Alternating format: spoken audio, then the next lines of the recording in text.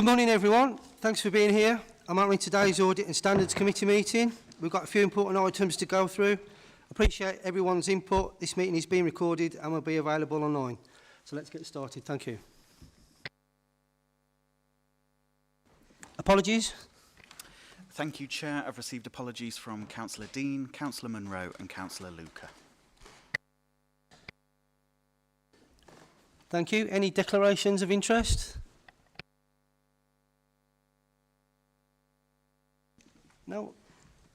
Minutes for the meeting held on 30th September. Has everybody read through them? Are they true to what you see? Thank you. I'll sign those in a moment. And the minutes for the extraordinary meeting held on the 25th of November. Has everybody read through them? Everybody happy with those? Thank you. I'll sign those as well in a moment. Minutes of the standards panel held on the 10th of November. Has everybody read through them and happy with those as well? Thank you.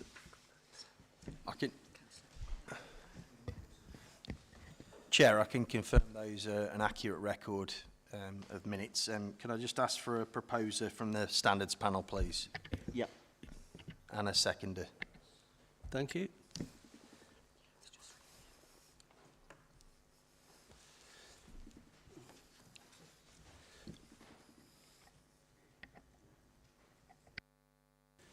Thank you for that. We'll rush through that then. Next will be the Health and Safety and Wellbeing Annual Performance Report. Report the Director of Finance and Resources. Thank you. Morning, everyone. My name's Becky Lee. I'm going to take you through the annual report for 24-25. So every year we do an annual report on health and safety performance and also look at what we're going to do in the following year. So I'll take you through some of the key successes of that year. So as a health, safety and wellbeing service, we provided extensive support within our household waste recycling centres and our children's residential to assist them with health and safety management. We launched within our VivUp platform, which is our portal whereby employees can get kind of discounts or access to wellbeing initiatives, a new healthcare cash plan which employees can sign up to voluntarily and make a payment that can help them recoup costs for themselves and their family around dental and kind of other regular payments they might be making to ensure the health or well-being of themselves and their family. That also included a benefit of access to 24/7 GP consultation and private prescription delivery service. So that's been really well received by some of our employees. We revised our guidance and our whole approach to the asbestos management, strengthening that based on the learning from the Health and Safety Executive who'd been and done some asbestos management inspections around schools. The HC have a national campaign currently that they're doing that, going around the country looking at asbestos management in schools. So we took some of the learning from those visits from our own sites, but also across wider West Midlands colleagues to make sure we strengthened everything we were doing. We also designed a new risk assessment module and launched that across the organisation to help with a more digitalised approach to risk assessment for the organisation. We established a working group that has been looking at our occupational road risk management to bring all of that together during this financial year. We also did quite a lot of work to further enhance our WellMe, our wellbeing offer to employees, and made sure that we had things and activities taking place across all 4 areas of our wellbeing strategy, covering physical health, mental health, financial wellbeing and social wellbeing. Our VivUp platform remains really popular with 3,461 employees being registered on that, and we're seeing active use of 1,173 in any 3-month period. We regularly promoting the offers that are available there, and for your information, that portal is available also to our foster carers, our care leavers, our schools, our social care commission providers. So we try and make sure that it's benefiting our wider kind of workforce as well for us. Our financial wellbeing products continue to be really popular. So 1,720 employees access the Money Insights platform, which is a learning platform that helps people understand how to, stay out of debt, manage their money well, and learn from that. There's regular webinars on that as well. 62 employees took out loans through the provider that are repayable through their salary. So that has helped some employees with debt conciliation and management of their debt issues effectively. And we also have 29 active savers amongst our employees. Our most popular product, though, is our salary advance, with 2,569 advances being taken out by employees. They are for usually very small amounts, but it does help a lot of our frontline staff, especially where they've got regular mileage, to be able to access their earnings as it's earned. We did a detailed calendar of wellbeing activities, from healthy habits, immune boosting, men's health, women's health issues across the year as well. We also tailored quite a few products to really support our children and families, colleagues around trauma preparedness, to really help the managers and employees with some of the difficult events that they have to look after. Within our occupational health appointments, we ran those at an average of 6 days from referral to being seen, and 98% of the cases we had the reports the next day. Our Net Promoter Score post-clinical appointments for our occupational health service was 75, so it was really excellent. We also did a pilot during that year within health and care called Safe and Well.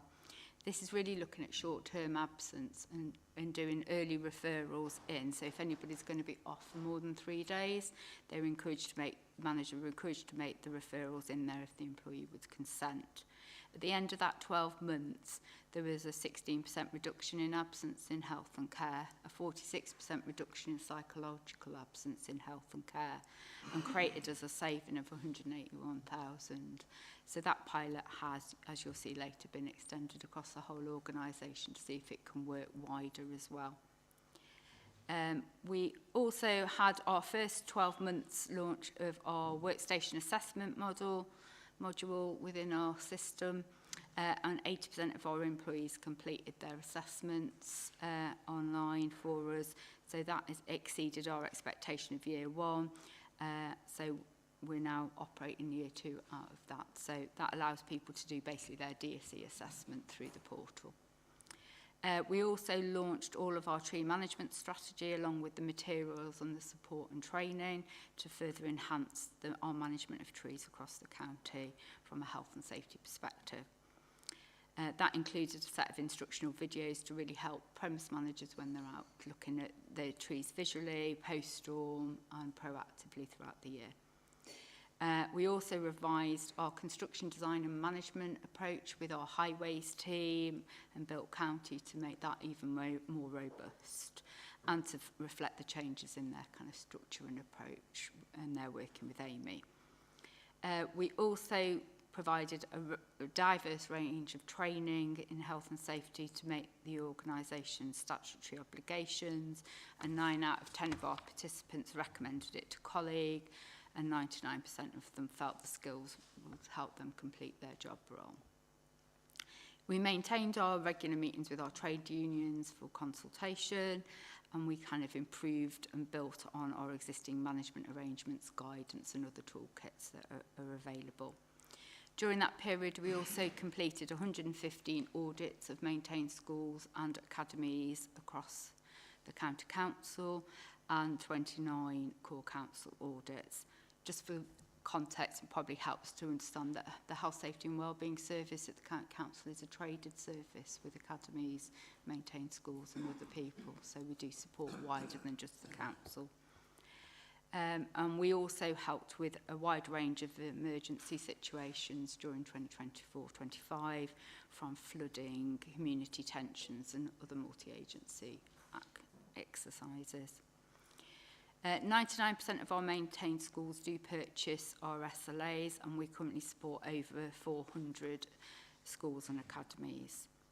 We run head teacher briefings regularly throughout the year, so once every term, with different topics being looked at, with between 100 to 130 delegates each term attending each of the sessions, and we run 2 sessions within each term.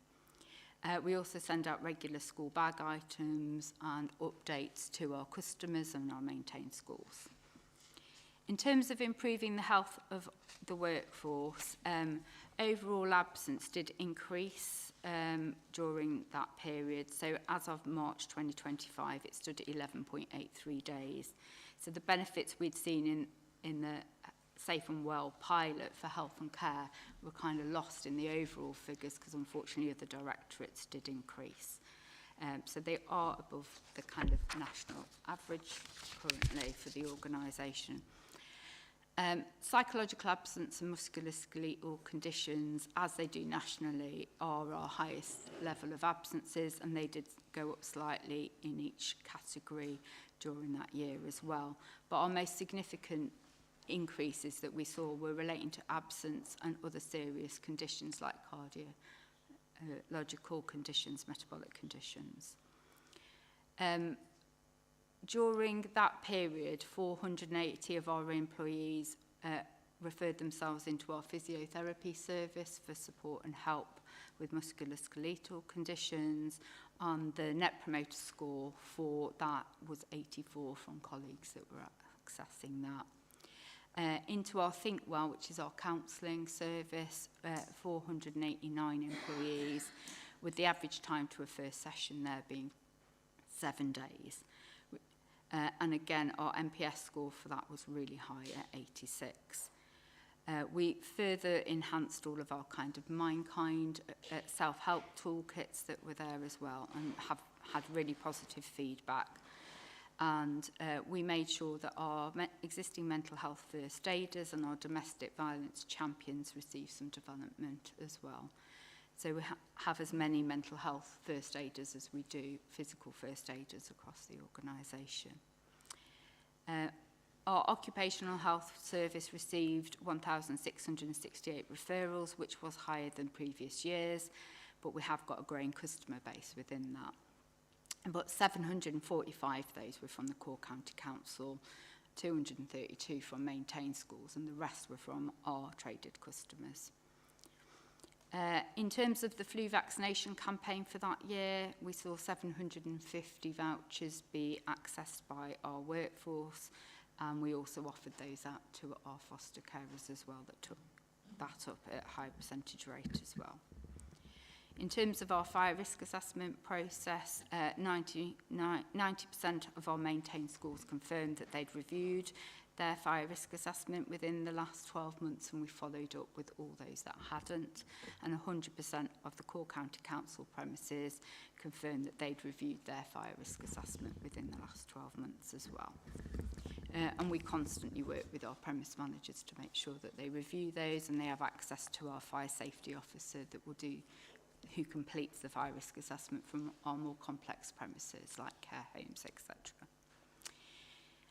In terms of our audits, as I say, we completed 144 audits.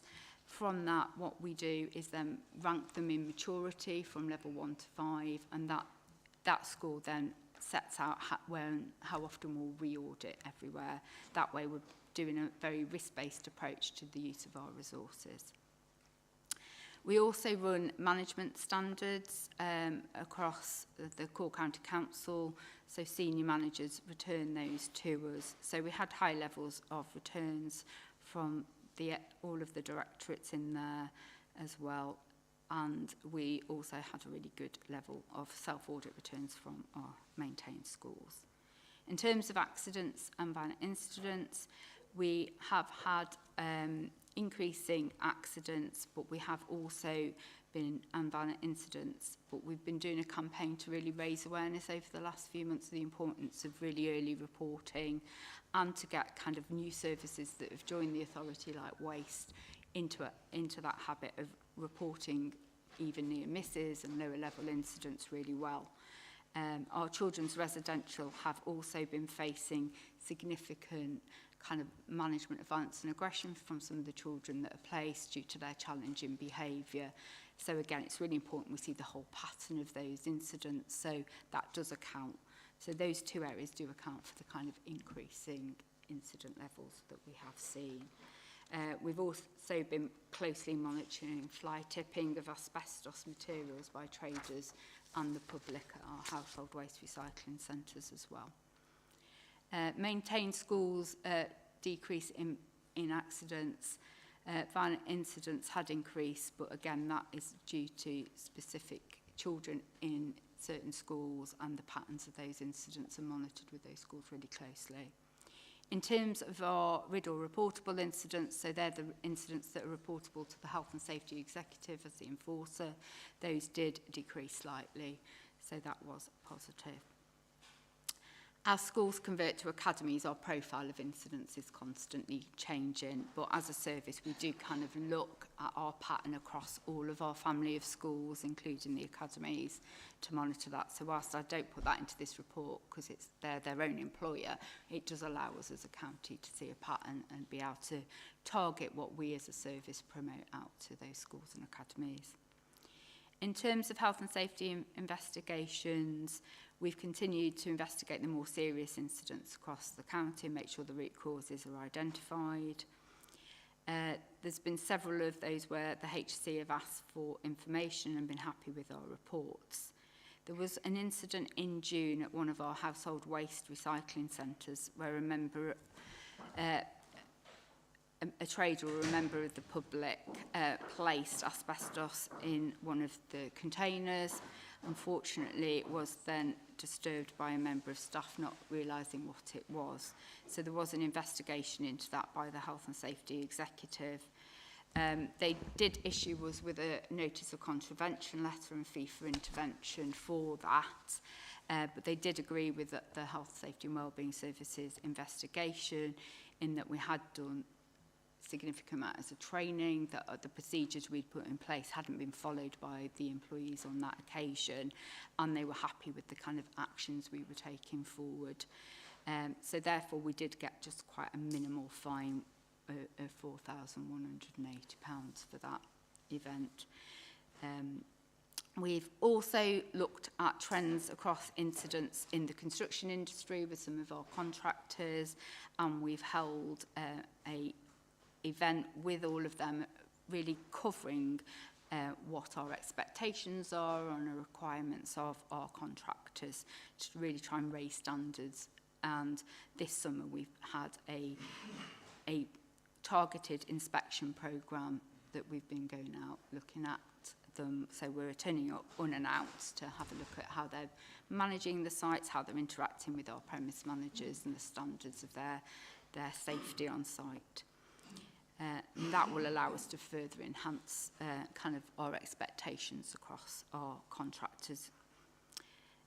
We continue to have joint consultation with our trade unions, so we have quarterly meetings with them and ad hoc meetings where they'll support with anything else that's taking place.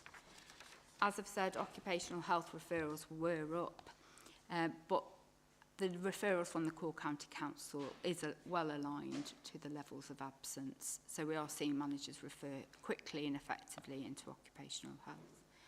In terms of liability claims, the numbers are low. People do have 3 years, though, within which to bring a claim. So the numbers will change each year on that. But we look at those in detail and help insurance services to create defence reports as needed for those as well. In terms of the new legislation, the key topics that we've been looking at for 2025-26 is really the Health and Safety Executive's focus. So we've been looking at occupational hygiene in terms of hazardous substances and agents, musculoskeletal disorders, work-related stress and aggression, health surveillance support for any of our workers that are dealing with things like vibration, etc. Making sure our Legionella prevention is working effectively and improving work at heights. Martin's Law, which is the Terrorism Protection Premises Act 2025, came into effect in April of this year. So we're looking at how we enhance our already detailed arrangements that we have as an authority. So we've got 24 months until everybody has to have the new arrangements fully embedded.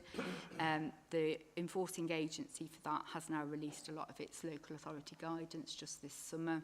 So that, as you'll see, that's a big plan of action for us this year. So in terms of the key actions for 2025-26, our key projects was to continue to improve our My Health and Safety digital solutions to help our teams, revise our Stay Safe Terrorism guidance and security management arrangements, embed the changes around asbestos management and closely monitor the business's compliance with those new arrangements, further enhance our digital ways of working and look at our traded website through the Staffordshire Learning Network, deliver the extended Safe and Well project across all directorates, and review and relaunch our stress management arrangements and our new driving for work arrangements. And then part of that is also for us to start to think what support and how we can approach being prepared from a health and safety perspective for LGR. We will continue to support business change. So as the business changes, health and safety being integrated into that change at the early point is always important, and we will continue to maximise the benefits of our health and wellbeing arrangements and our normal business as usual activity, ensuring that we trade well so that we can offset as much of the cost for the authority around that as well. And in terms of our team's advancements, we were looking at how we made sure we get retention and growth within our service level agreements through Entrust, updating our training matrix and making sure that we ensure we've got all the skills we need going into local government review. So in conclusion, we had a really good year. There's always room for improvement when it comes to health and safety, and we'll always strive to do better. That is the annual report for this year. Do we have any questions, please? Councillor Humphreys. Thank you, Chair. So I'm going to go on to Appendix 1 for the key performance indicators, specifically around the violence and aggression at the schools. Obviously, you can see from 21, 22, 23 and 22, 23, there was only 200 and 160. It shot up in 23, 24, and you notice even say that most of these were at one school setting. I'm assuming that's a special school, but it increased over the 2 years from when we knew about it. So what's been taken to try and limit that going forward, please? We've held meetings with the school to look at their arrangements, and then we've held meetings with our education colleagues, so Tim Moss's colleagues, to look at what they could do further. So the school is kind of almost beyond capacity in terms of space requirements, which makes managing behaviours then quite difficult. So the number of children placed there is over its normal capacity. So they are trying to get some additional mobile classrooms, and there is an expansion project that has been initiated. It's just going to take some time for those things to come through. We've also sent in some of the education psychologists to look at what enhanced training. So we are seeing some improvements in the levels with those changes. Okay. Thank you, Chair. So, obviously in 12 months' time, we're expecting to see those figures to be lower then? Because they've gone up for the last two. They will be lower than the last two from what we've seen so far this year. They're still higher than I would like, if I'm being honest with you about that. But we're hoping once they get the additional classrooms and they can spread that out, that will really assist them. And education have said they will try not to place any more students there at the moment until some capacity is going. So use the word try, so is there a possibility then that there are going to be more children going on, which could lead to more issues? It is difficult because obviously with special education needs there is very limited availability. So they are all working together. The head there likes to take on children as well. So we've said, at the moment that we believe you're not managing sufficiently enough with the students you've got. So she has agreed not to be agreeing to extra placements. Okay. So they all want to do the right thing for the children. It's just sometimes quite difficult then for the staff. Look forward to picking this up in 12 months. Councillor Clizzy?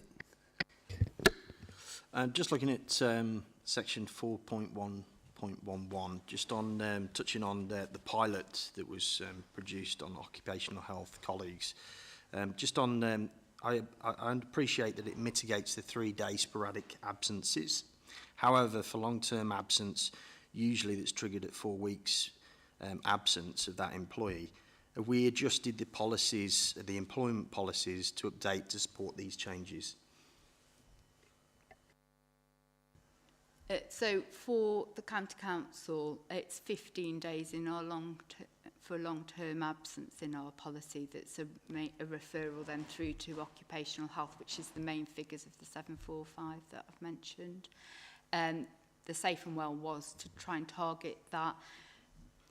What sometimes starts as a short time of absence can have underlying reasons, so they might give quite a simple reason for that absence, but by actually having conversations with people, we get to establish if that's really the reason they're absent and whether we can get some of that prevention and early intervention working effectively with people, which I think is why we saw such a reduction in their psychological absence, because it allows us to talk about the benefits of well, get that early intervention. You might only need 1 or 2 counselling sessions at that point. Right. But so, I think sometimes staff think that they need to wait till they really feel ill, whereas actually it's important to get, if you are starting to feel down or anxious, getting that early intervention can prevent a long-term absence. So that's, I think, what we really saw within that service. No, it's positive to see, obviously, the 16% reduction in absence and just the 181,000 saving. That's a massive achievement and great to see the pilot working. The only thing I would suggest is occupational health. That's not cheap, and obviously it's spreading it across the whole of the Staffordshire County Council. We've done that costing, and how effective and efficient is that costing across the whole of Staffordshire County Council? So our occupational health service doesn't cost the County Council anything because we're a traded service. That's one of the things we completely offset through our income on that. It can't be free though, can it? No, No. It costs me. I understand it's yeah. cost of Staffordshire County Council, but have we integrated, as someone looked at that financial costing, that it costs the Staffordshire County Council? So we run the service really, it's an in-house service. We purchase in the doctor service so that we just have one clinic every 2 weeks from an occupational health doctor rather than needing to employ a doctor. So that saves us significantly. We run that outside of the pilot on 2 full-time nurses only. So we are really lean. No, I really terms appreciate of that. Appreciate that. Obviously, it's been an internal cost. It will cost, and I think that needs to be factored into that 181,000 saving. It was, in terms of the additional support we put in, so it was a 290%. So it cost 46,000 to run that pilot. Okay, so to run the pilot then, did we incorporate the internal costs for the occupational health colleagues? Yes. Okay, thank you. Councillor Pert? Thank you and good morning, colleagues, and thank you for a very detailed report, both in terms of what was written as well as what's going on, because I think it's shown a very comprehensive picture, some really good, valuable initiatives, and some initiatives like some of the loans, which I think are really helpful for individuals, and I think demonstrate where the county council come from. So thank you for bringing those today. Couple of minor comments and then just sort of something a bit more I'd like to pick through, please. First of all, it feels like April 2024 was an extremely long time ago, and it's taken 7 months to bring this report after the end of that sort of reporting period. Maybe it feels less relevant than it should do, and maybe if we could see it earlier in future, that might be helpful, subject to whatever the chair feels. Second of all, I wonder whether a bit more context in terms of workforce is also helpful, because, you know, we've got an ageing workforce, we've got 5,000 people, the directorates all look a bit different. You know, so strategies that work somewhere might not work somewhere else. And there may be a greater prevalence, and you'll have gone through that in terms of the detail, in terms of numbers. But I just think that maybe would have just enhanced the report just a little bit. Because, you know, whilst I happen to know the size of the workforce within health and care and within children's, that might not be obvious to the lay reader. And as I say, you know, maybe some of those, you know, differences in what's happening through the directorates is also just interesting to pick up, because it's an early warning signal, in my view, of potential performance, potential cultural issues, you know, all of those sorts of things. And, you know, that's what this should be. It should be, you know, yes, it's a good look backwards, but also let's have a flag up the flagpole for what the future looks like. Otherwise, the assumption is, you know, the future is the same as the past, and that might not be the case, particularly across all directorates. The bit I did want to pick up, and it sort of plays to that point, is paragraph 4.31 on page 27, where, you know, there was a 16% reduction in health and care sickness, which, given that they are approximately, well, they're a sizable part of the workforce within the county council, suggests that the increase is significantly marked in the other directorates. So my question is, first of all, what's driving, in your opinion, the significant increase in the other directorates? And what was the success factors in health and care, apart from the previous cabinet member, obviously?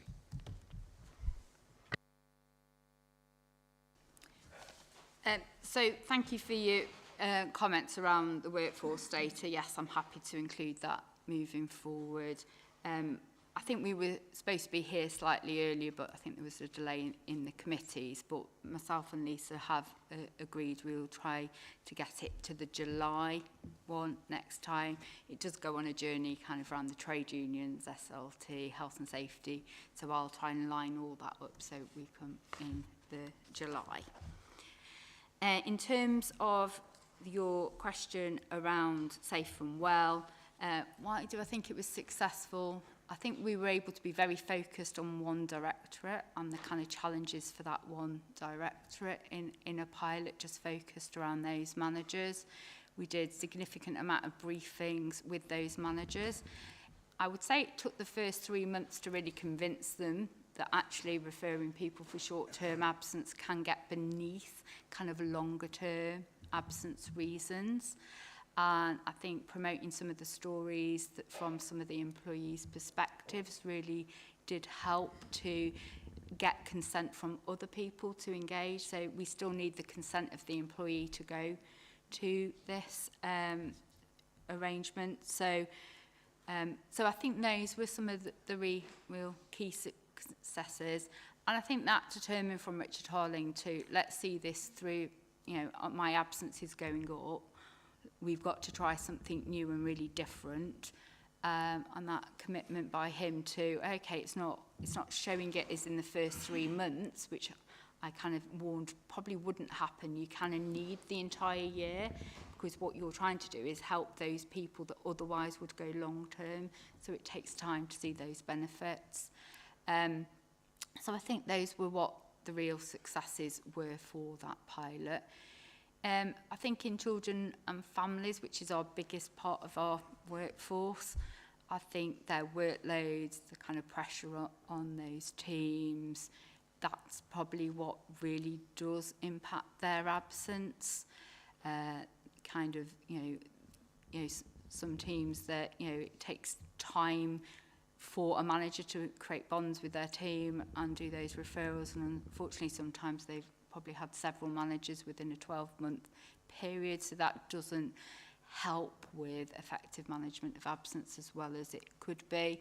So I think those are the things that really affect the Children and Families Directorate, and some of the challenges Bernie's definitely really working hard to do.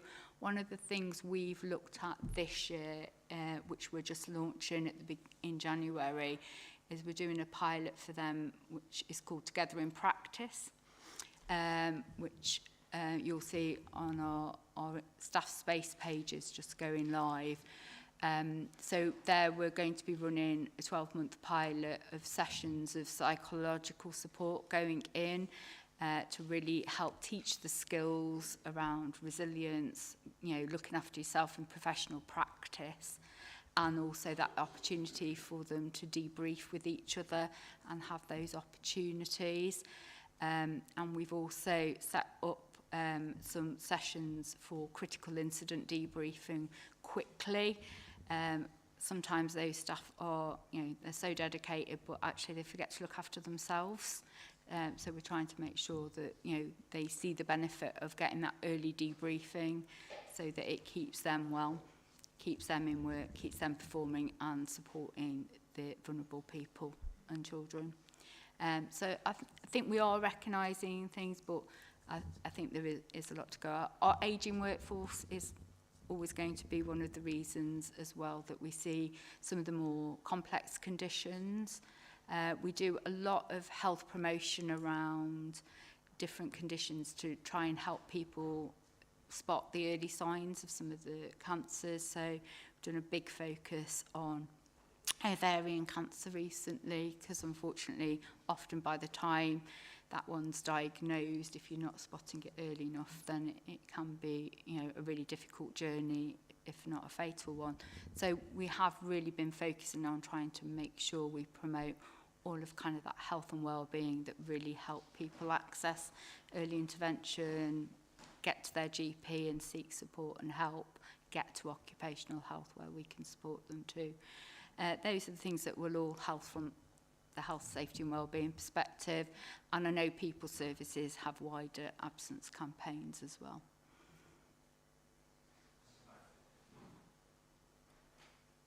Thank you, Chair. Thank you for your very comprehensive answer. And I think as an employer, and you know, one of the largest employers in Staffordshire, obviously not the, but one of the largest employers, that's exactly what you'd want to hear. And so thank you for your comments. Just two other points to that, though. You know, in terms of that slow take-up, I understand that. I'm assuming that in terms of the wider rollout, we'll have done some case studies of, you know, from a manager's perspective to make sure that they're on board, as well as from an employee's perspective, just to try and sort of break down some of those barriers in terms of early adoption. And second of all, I'm assuming we're looking to roll this out to partners, because, you know, we have two sizable partners, three actually, Nexxus and Amy and MPFT. Are we looking to share some of that best practice into those organisations as a minimum standard at least?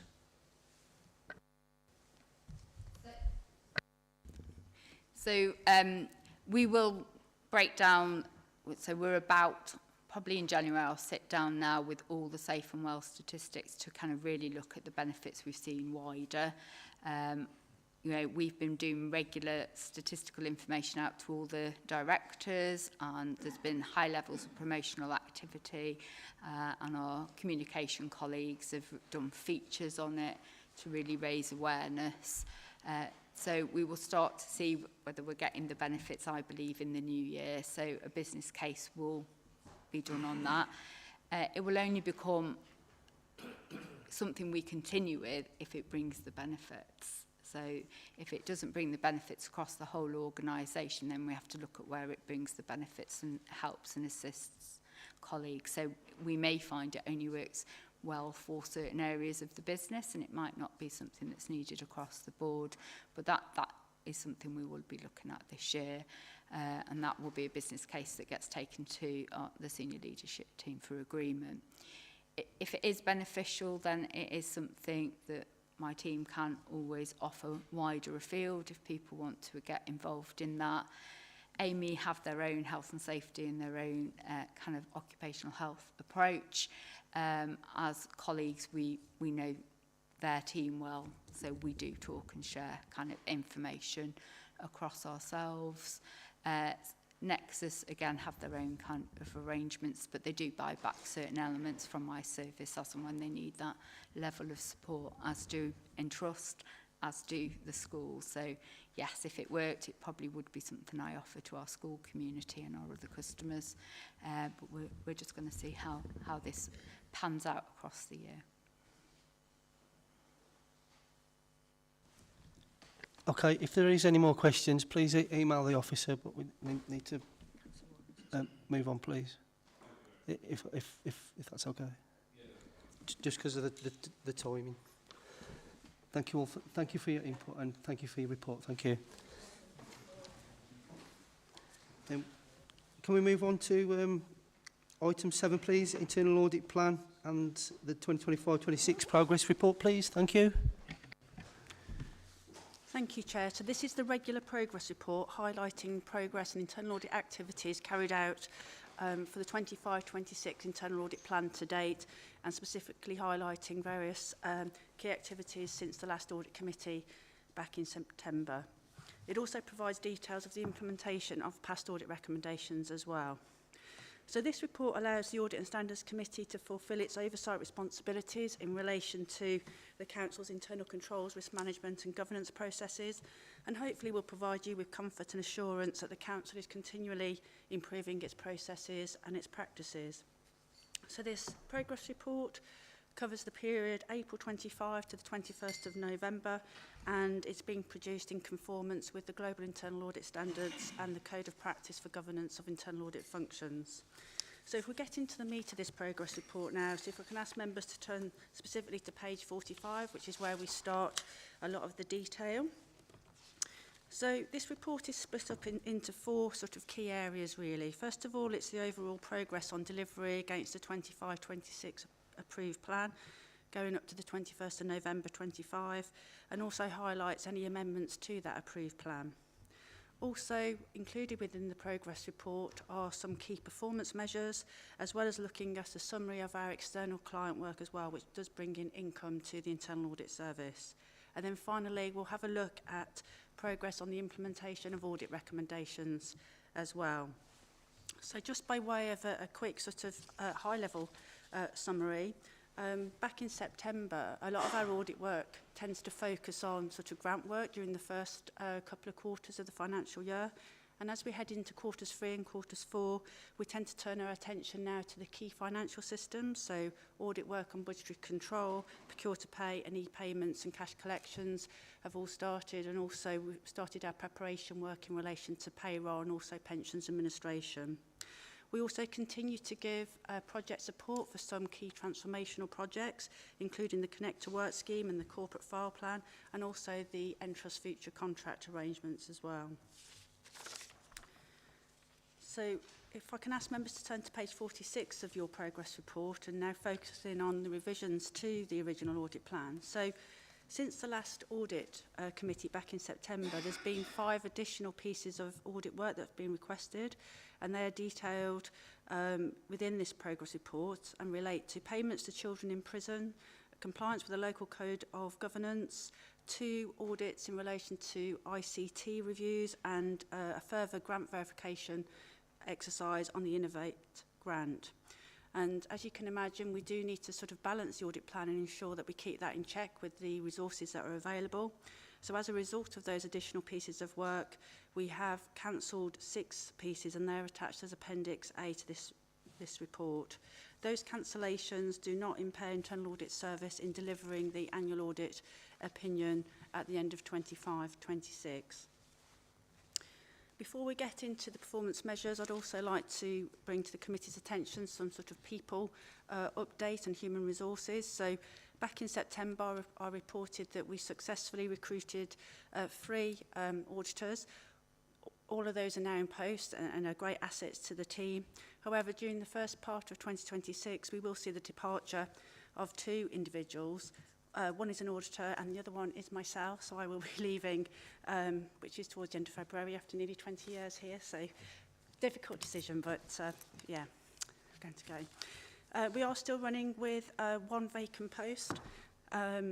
We are sort of filling that time with an agency member of staff at the moment, and we'll keep that under review as we go towards the end of the financial year. Moving on to page 47 and our performance measures. So we measure 2 key parts to the service. One is delivery of the plan, and the other one is around the client satisfaction survey. So that is looking at the qualitative aspect of the delivery of our performance and our service and the outcome of our work. I've set out in figure 2 what our current targets are in relation to the delivery of the plan.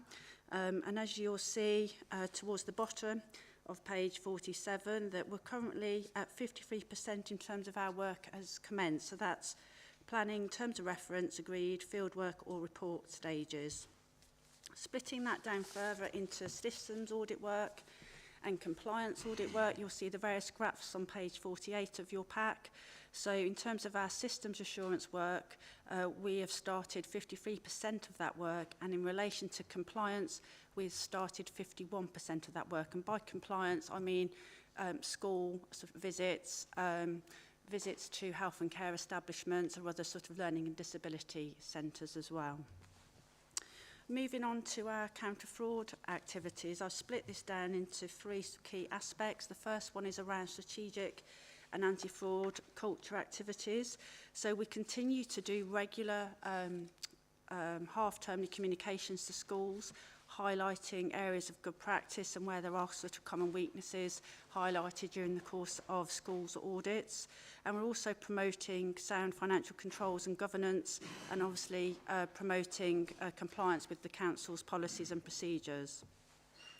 We've done a whole array of communications since September in relation to purchase cards. That's both targeted at schools and also corporate purchase card holders as well, and that's detailed at the top of page 49 of your pack. And we will continue to promote people and card holders reviewing and approving their transactions by the deadline dates as well, and the specific bulletins and targeted communications that go out to all.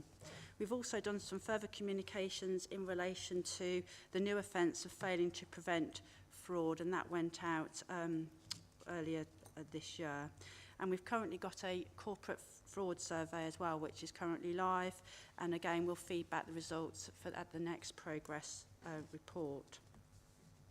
In terms of our proactive fraud activities, we continue with our continuous controls monitoring programme, looking at purchase cards, creditor payments, and we continue to do our schools compliance programme as well, in terms of looking at various indicators of potential fraud relating to purchase cards, raising of purchase orders and compliance with procedures, and we report on that termly. We're just in the process of looking at the autumn terms transactions at the moment.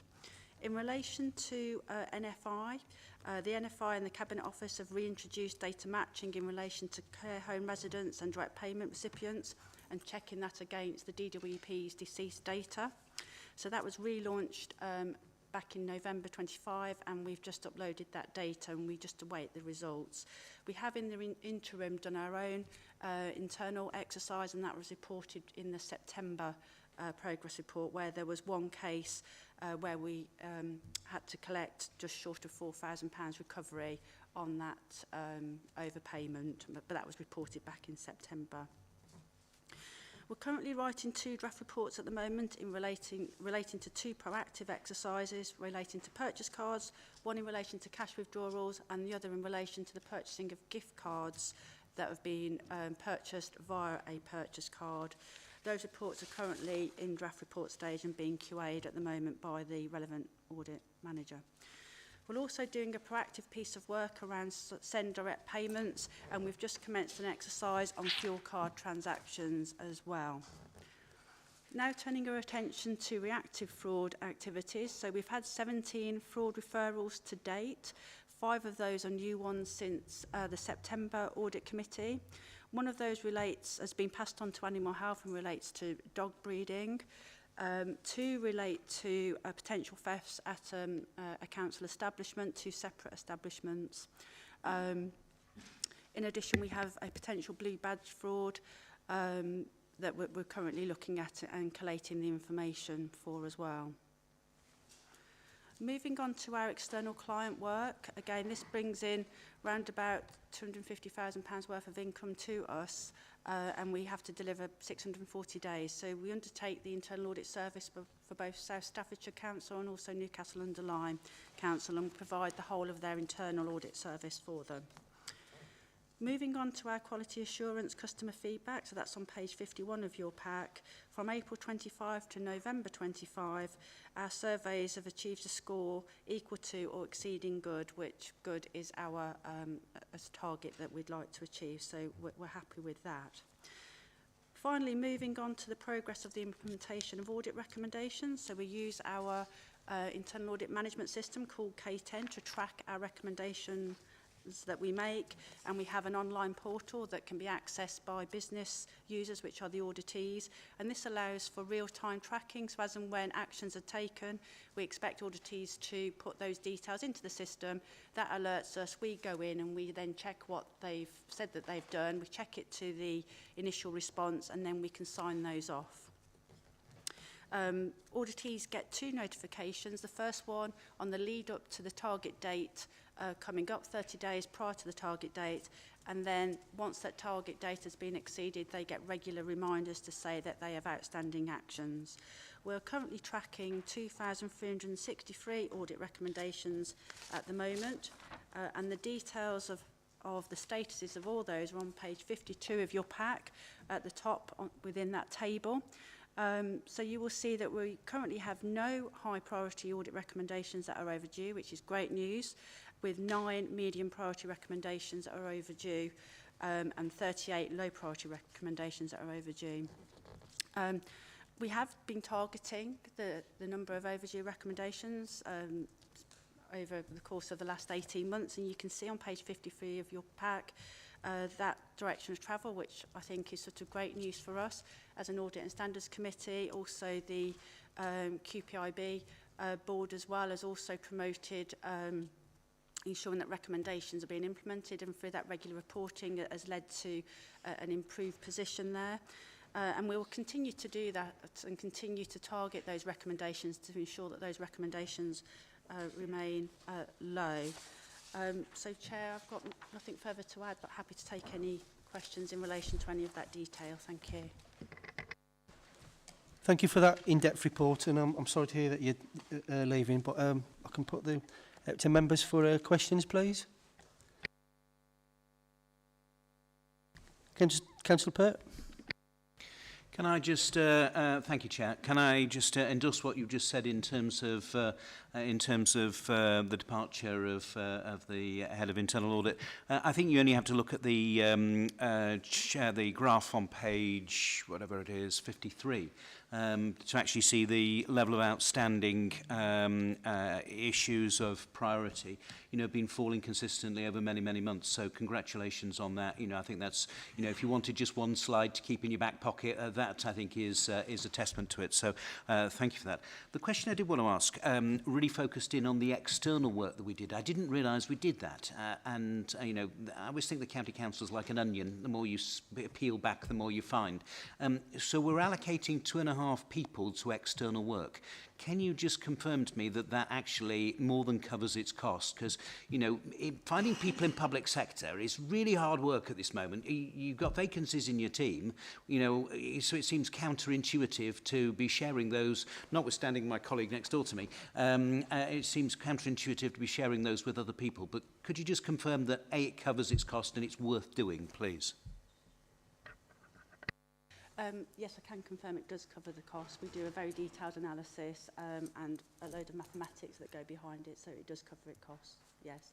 And we use it as well as a great development grounding for our younger audit assistants as well, because at the districts there's smaller systems, so it really helps with their development to come on board, and also to have that, I suppose, closer interaction with members at districts that perhaps they wouldn't get at the county council. So it's a great benefit for us and for them.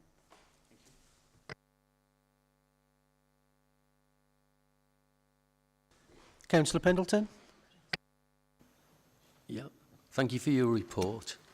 I'd just like to ask, how is resource planning addressing the upcoming staff departures?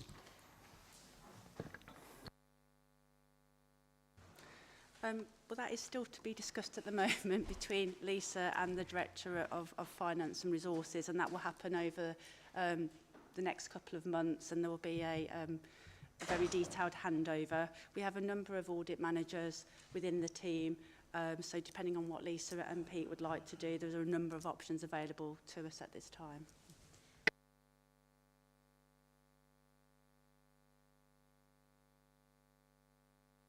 Councillor Wellens. Cheers, thank you. In the report it says there's 8 fraud investigations remain ongoing. Can we expect the completion dates and assurance that these delays are not enabling ongoing losses? Yeah, with investigations, it very much depends on the nature of those, and sometimes we do have to do further work. So it's difficult to put target dates for those to be completed. But all I can say, as soon as they are completed and where it hits the criteria to come back to this committee, there will be a full report in accordance with the charter where it's appropriate to come back to you. But again, an investigation will take as long as it takes. Thank you.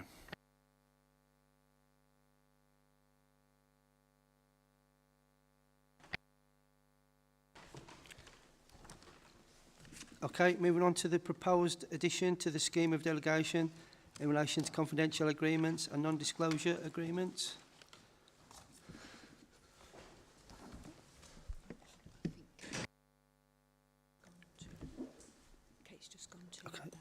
Okay, so I'll move on to item 10 because she's just... That's Kate as well, so she's just... She'll be with us. Kate's just getting... I can do the full. So we'll move on to item 10, forward plan for the Audit and Standards Committee. Lisa, please, thank you. Yeah, thank you. This is, I'm sure that members are now becoming quite familiar with this particular document because this is our forward plan, our work schedule for the forthcoming audit committees that remain within this civic year. When I come back to the next committee in February, I'll start to populate the following civic year. So you'll start to see that it's very much a cyclical basis. So you'll start to get into the rhythm of how reports come through to committee. So in terms of if there's anything that comes out of anything going forward from this committee, I'll incorporate that within this particular document. So that's all I wanted to say with regard to the forward plan. I'm happy to take any questions regarding its content. Any questions?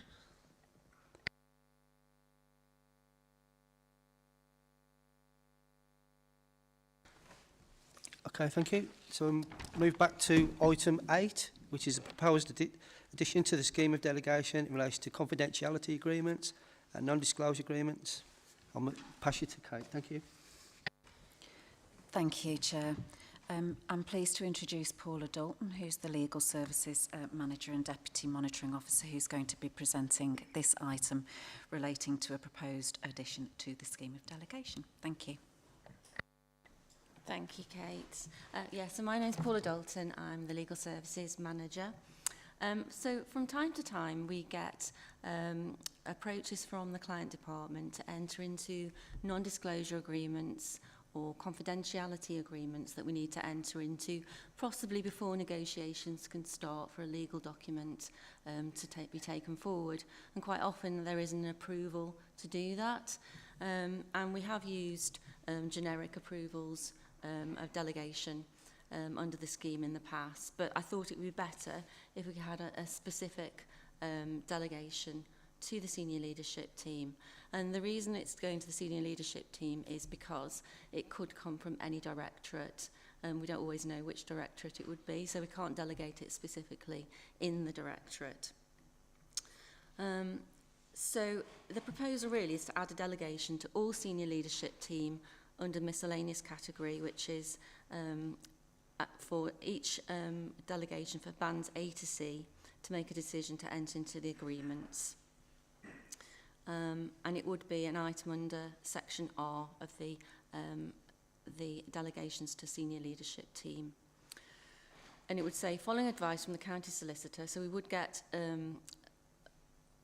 legal advice before they entered into it, to authorise the authorised signatory to enter into a non-disclosure agreement, confidentiality statement or similar document expressed to be of a confidential nature, which will bind the county council. So that's the what we're putting forward really is to amend the scheme of delegation to the senior leadership team to allow us to specifically enter into confidentiality agreements and non-disclosure agreements or agreements of that kind. Is there any questions? Thank you for that. I've got a question. What explicit safeguards, criteria and reporting arrangements will govern the new delegation so that NDAs are used only when necessary, recorded consistently and never undermine transparency, FOI, AIR duties, member oversight or protected disclosures? I mean, there will be a report taken to the person that's giving the authority. So we would take a memo or report to the member of senior leadership team to ask them to approve the entering into the non-disclosure or confidentiality agreement, and that would be recorded when we enter into the document. So when it's sealed, it would be recorded in the sealing book. So there would be a paper trail to show that it had been properly authorised. And we do that for every document that we enter into. Thank you. Councillor Pert. Thank you, Chair. Thank you, Paula. I'm assuming that you're talking about that's the County Council's non-disclosure agreement that's been unchanged, because if we sign up to everyone else's, you know, and it's not had a legal oversight, there is a risk there. And most large organisations tend to have their own, which, you know, literally it's the template, it's the boilerplate that everyone uses. That's the first one. And I'm assuming that your request doesn't include employment contracts. Thank you. So, yes, we will try to use our own non-disclosure agreement or confidentiality agreement. Sometimes parties will approach us with their own, depending on what the situation is, but legal will be looking through those documents to make sure that there's nothing in there that we're signing up to that we shouldn't be signing up to. As regards employment documentation, shall I bring Kate in? Thank you, Councillor Pert. It doesn't apply to employment contracts. They're subject to separate guidance and a clear process in relation to those matters. Thank you. I can confirm that. Thank you for that confirmation. Councillor Wallens. Cheers, thank you. Just a couple of questions I got. What volume of NDAs are we processing annually? And does delegation risks reduce members' oversight? Thank you. So we don't enter into lots of confidentiality agreements or non-disclosure agreements. They are quite rare. I couldn't tell you how many a year on average. It will be very few because it's not a routine thing that we do, but it does happen from time to time. I think what sparked this one was a request to sit on a board for councillors, actually to sit on a board. And so again, it's something that happens quite rarely, but we would look at it in detail and make sure there's nothing onerous that we're signing up to. And sorry, the second question. Yeah, thank you. And does delegation risk reduce members' oversight in relations to the NDAs and so forth? I'm not sure that we would take those reports to councillors anyway. I don't think they're sort of documents that we would bring to report. We could bring them to committee or, you know, property subcommittee afterwards if that was required.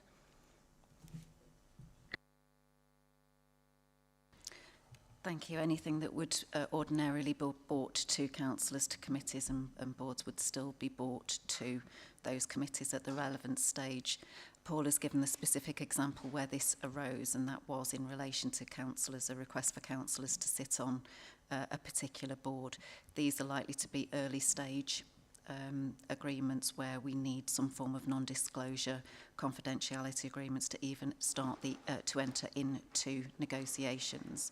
The scheme of delegation and the authorities are unamended in terms of what is a key decision and what is not a key decision, meaning that this does not give senior officers any additional ability to make decisions that should otherwise sit with councillors, if that assists. Thank you. Thank you. Any more questions?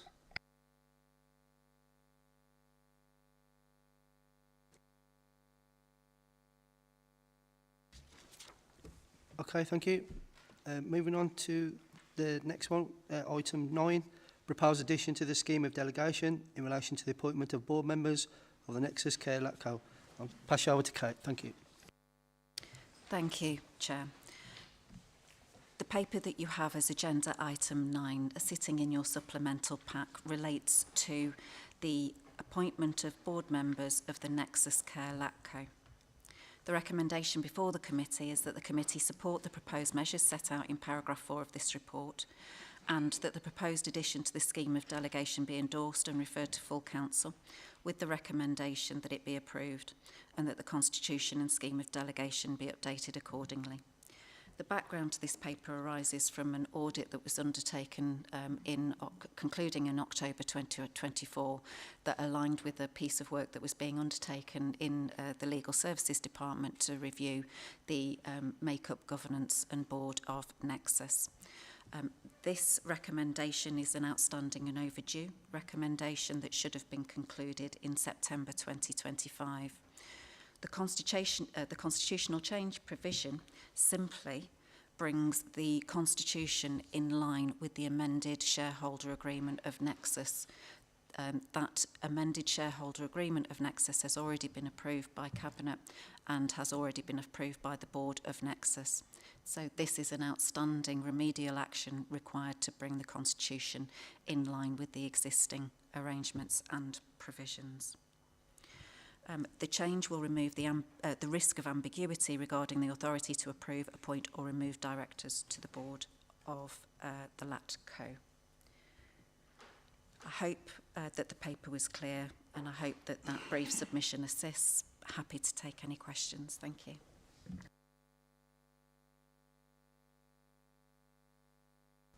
Thank you, Kate. I've got a question. What safeguards and transparency measures will you ensure that appointments to the Nexxus Care Board are based on merit, avoid any perception of political patronage or conflicts of interest, and maintain public trust in the council governance of its LATCO? Thank you. Thank you, Chair. The very change and the constitutional change in the shareholder agreement actually bake in that visibility in relation to the appointment of members to the board. Part of the work that was undertaken previously on the governance review and with the fantastic support from the audit team actually meant that a skills audit and a checklist was developed to ensure that those that were being appointed to the board actually had the necessary skills in order to fulfil this really important and independent function.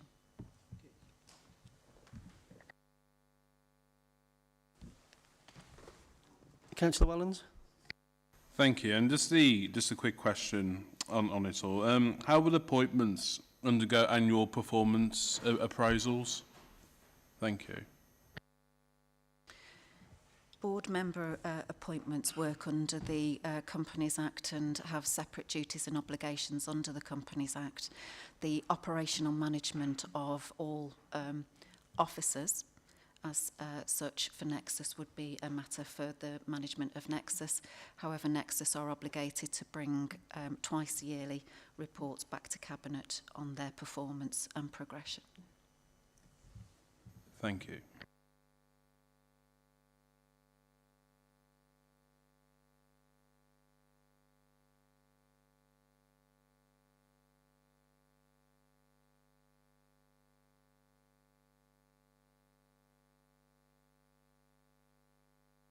Thank you. So if I may reread the recommendations for today, that the committee support the proposed measures set out in paragraph 4 of this report, and B, the proposed addition to the scheme of delegation be endorsed by this committee and referred to the full council on the 11th of December, with the recommendation that it be approved and that the constitution and scheme of delegation be updated accordingly.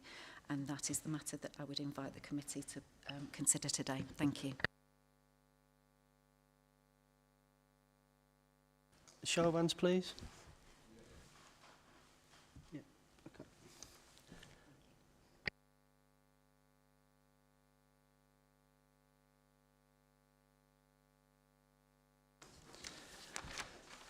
So we move on to item 11, where we exclude the public that the public be excluded from the meeting for the following items of business, which involve the likely disclosure of exempt information as defined in the paragraphs of Part 1 of Schedule 12A of the Local Government Act 1972 as indicated below.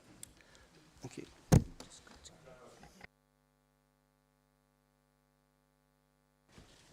Can we just pause the meeting, please?